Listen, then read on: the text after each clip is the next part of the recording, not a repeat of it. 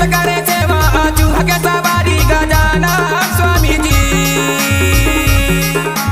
लड्डून के भोग लगे संत करे सेवा चूहा के सवारी गजाना स्वामी जी।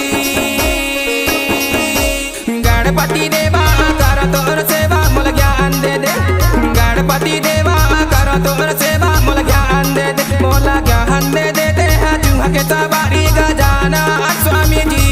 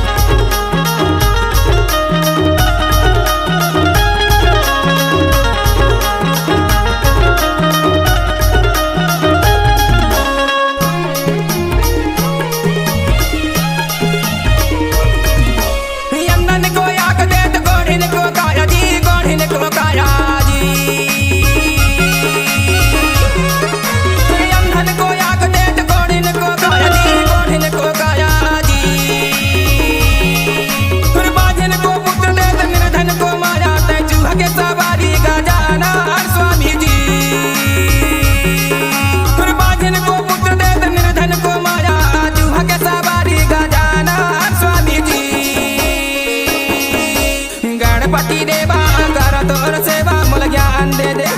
गणपति देवा